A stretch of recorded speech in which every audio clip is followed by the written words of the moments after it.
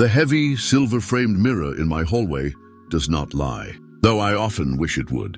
It reflects a man named Arthur, 72 years of age, with skin like parchment and eyes that have seen too many winters. But today, as I stand here adjusting a silk tie I haven't worn in decades, I'm not looking at the wrinkles. I'm looking at the ghost of a 22-year-old boy who made a choice, changed the trajectory of 2 lives forever.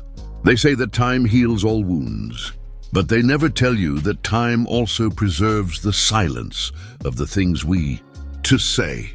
I'm standing in the quiet of a house that is far too large for one person, clutching a yellowed envelope that has been tucked away in the back of a mahogany desk for exactly 50 years. Today is the day I finally answer the question that has haunted my sleep since. Was the comfort I chose worth the love I abandoned? The story of my life is not one of grand tragedies or cinematic explosion. It is a story of a quiet, calculated surrender. In the summer of my youth, the world was a different place. It was a time of vibrant colors, of rebellion, and of a girl named Julianne. Julianne was everything I was not. She was the daughter of a local carpenter, a woman who smelled of cedar wood and wildflowers, with a laugh that could shatter the most stubborn silence. I, on the other hand, was the son of a prominent banker, groomed from birth to inherit a world of leather-bound ledgers, country club memberships, and the suffocating safety of high society. We met by the river under the shade of a weeping willow, a place where our social classes didn't matter, and for one glorious year, I believed that love was a force strong enough to rewrite the laws of gravity.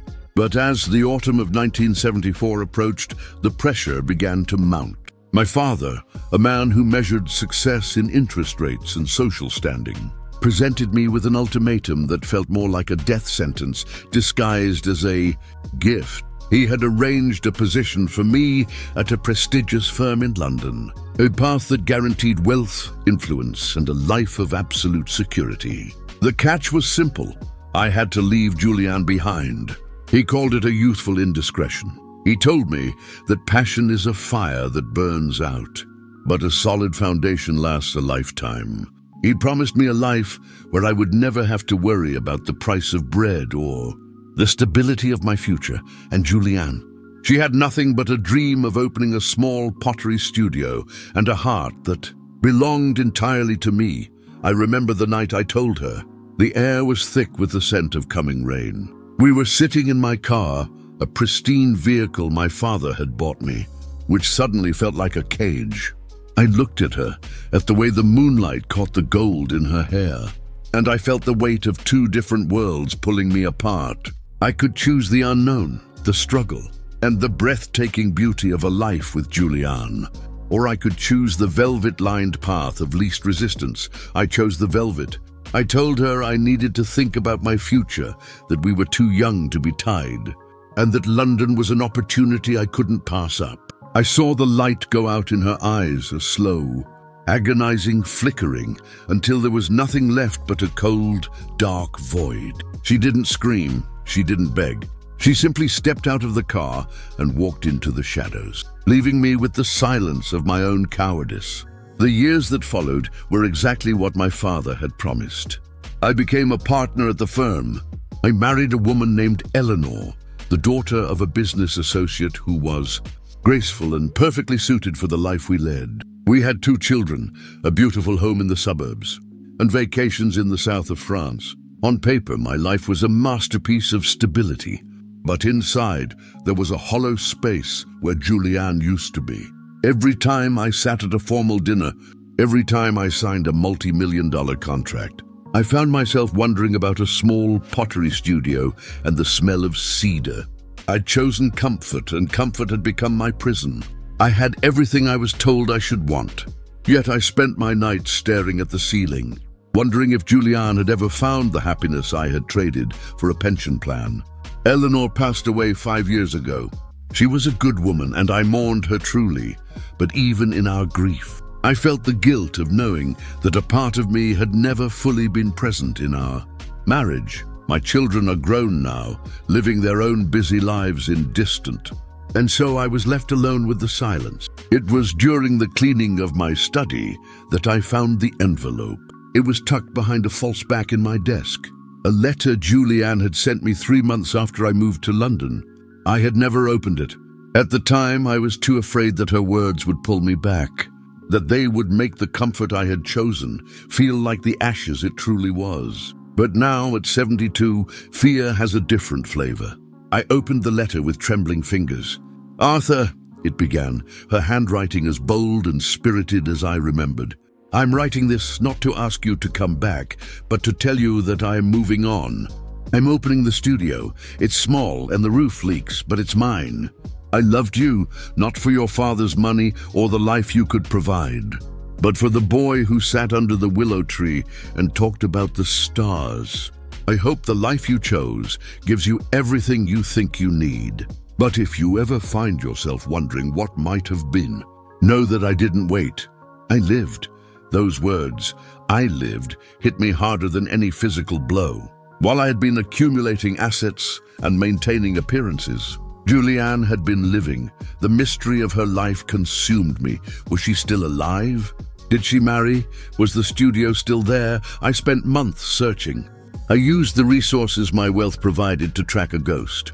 I discovered she had stayed in our small hometown for 20 years before moving to a coastal village in Maine. She had become a renowned ceramic artist, known for pieces that looked like they were forged from the earth itself. She had never married, but the report spoke of a woman who was deeply involved in her community, a woman who was loved by many. And that is why I am here today, standing in front of a small, weathered cottage overlooking the Atlantic Ocean. The salt air is biting, and the sound of the waves crashing against the jagged rocks is a constant, rhythmic pulse. My heart is racing in a way it hasn't since I was 22.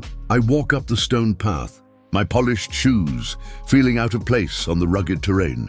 I reach the door, a deep shade of teal, and I hesitate.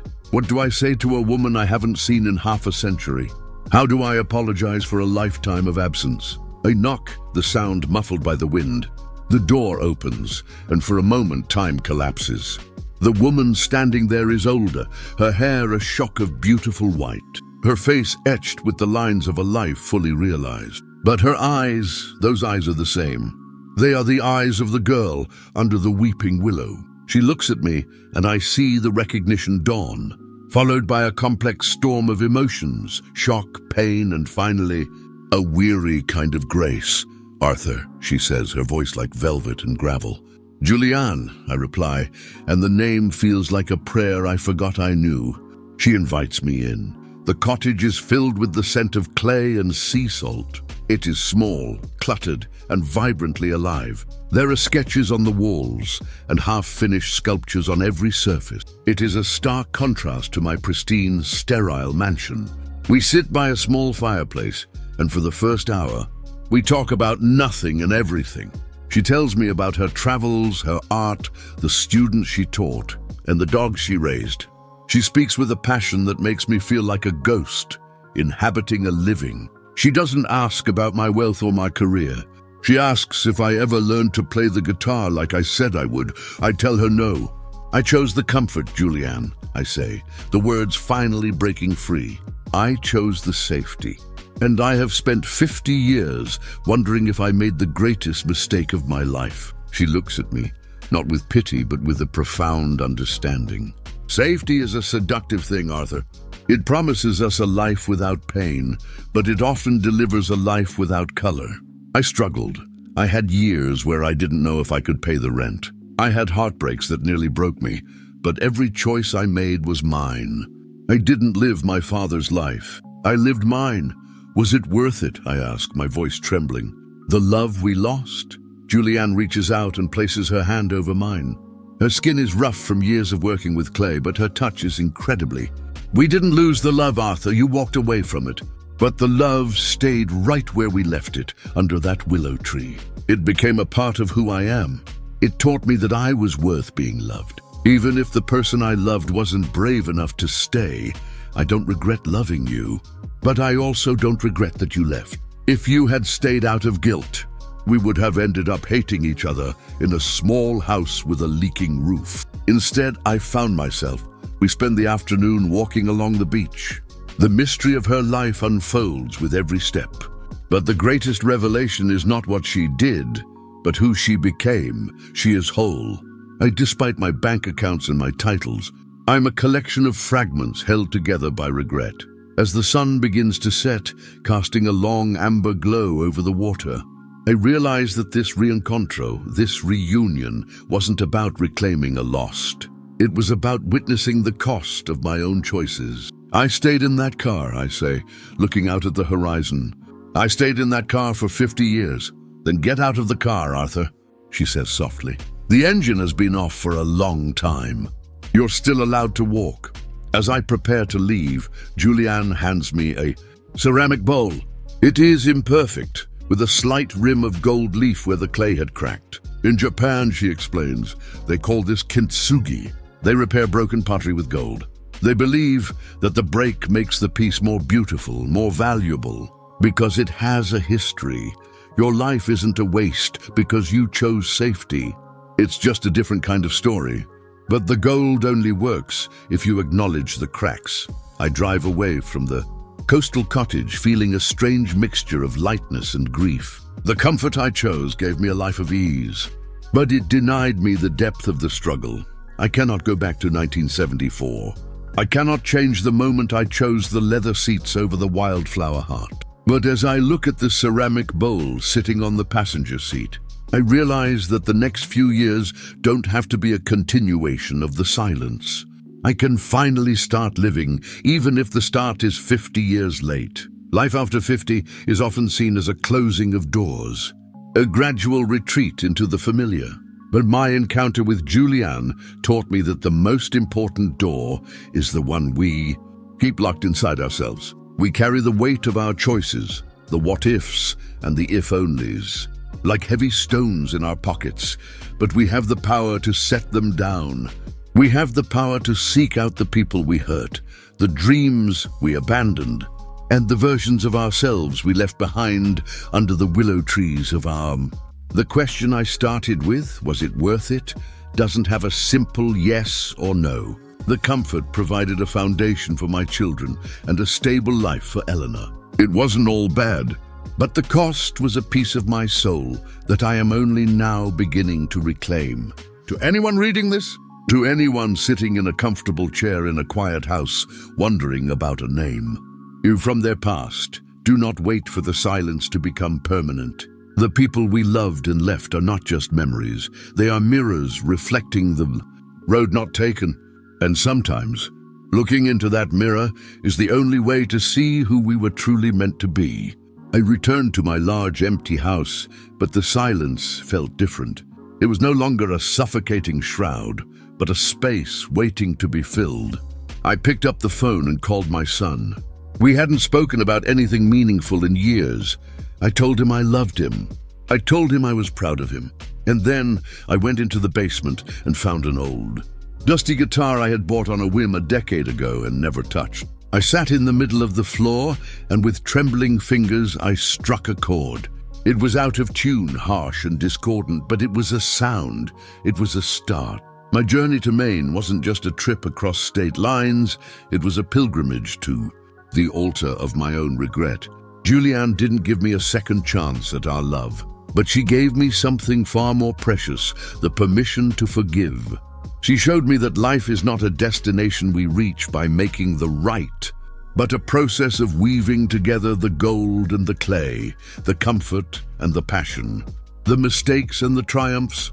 As the moon rises over my garden, I think of the willow tree. I think of the boy who was afraid of the dark and the man who spent his life hiding in the light. I'm 72 years old, and for the first time in my life, I am not looking at the clock. I am looking at the stars. I'm learning that it is never too late to be brave. It is never too late to trade the velvet for the wind.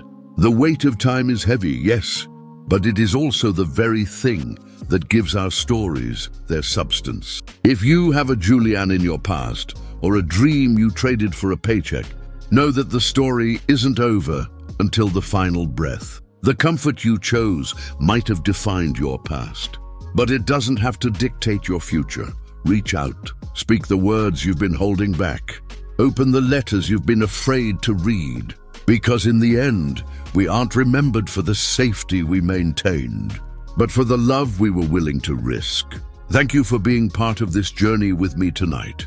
If this story touched your heart or reminded you of a choice in your own life, please subscribe to Pure Emotion and turn on the notification bell. We are a community dedicated to the deep, quiet truths of life after 50, and we would love to have you with us as we explore more stories of reflection, redemption, and the enduring power of the human heart.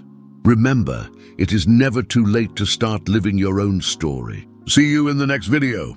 In the silence that follows the end of a recording, there is a specific kind of weight, a resonance that lingers in the room long. The camera is powered down. It is the weight of honesty. As I sit here in the quiet of my study, the glow of the monitor fading, I realize that the story of Julianne and the willow tree is only one thread in a much larger tapestry of how we handle the unfinished parts of our lives. When we talk about the choices we made at 20 or 30, we often frame them as mistakes or successes. But as we cross the threshold into our later years, those labels start to feel inadequate. Life isn't a series of binary options, it's a complex architecture of... For many of you watching, the velvet wasn't just a metaphor for a comfortable job. It was the security of a family, the stability of a mortgage, or the quiet satisfaction of being the person everyone else could depend on. Let's look deeper into that tension between the life we live and the life that remains unlived. The ghost of the unlived life. Psychologists often speak of the unlived, parallel version of ourselves that exists in the shadows of our daily routine. It's the painter who became an accountant, the traveler who stayed home to care for aging parents, the musician who traded the stage for a steady paycheck. For decades, we keep these ghosts locked in the basement of our consciousness. We are too busy, too tired, or too committed to the roles we've chosen to let them out. But something happens when we reach 50, 60, or 70. The noise of the world begins to dim, and those ghosts start knocking on the door. They aren't there to haunt us. They are there to remind us of the parts of we left behind. I remember a man I met shortly after my trip to Maine. His name was Arthur, a retired civil engineer who had spent 40 years building bridges. He was a man of logic and steel, yet in his garage, hidden under a dusty tarp, was a half-finished wooden sailboat he had started building in 1985. Every time he looked at that boat, he felt a sting of failure, not because he couldn't finish it, but because it represented the free version of Arthur that he had suppressed. The responsible Arthur. He told me, "I feel like I've spent my life building paths for other people to get where going, but I never set sail myself." The breakthrough for Arthur didn't come from the boat overnight.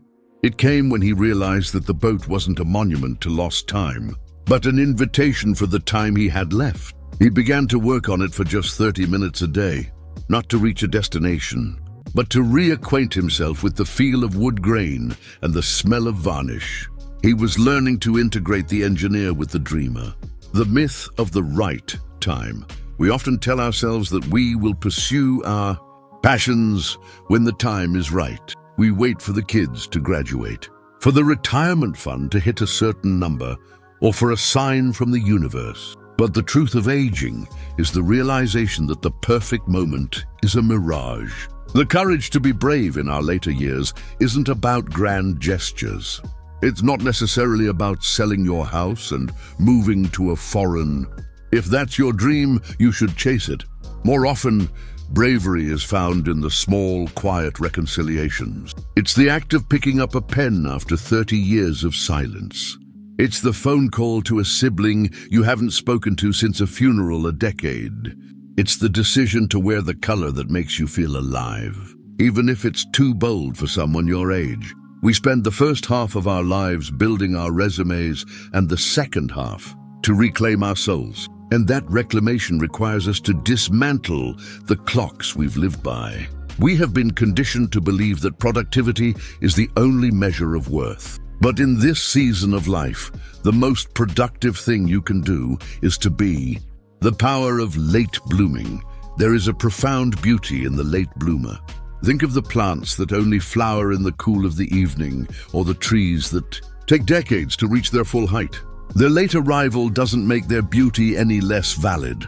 In fact, it often makes it more resilient. When we start something new at 60 or 70, we bring with us a lifetime of perspective that a 20-year-old simply doesn't possess. We know what it is to lose. We know what it is to endure.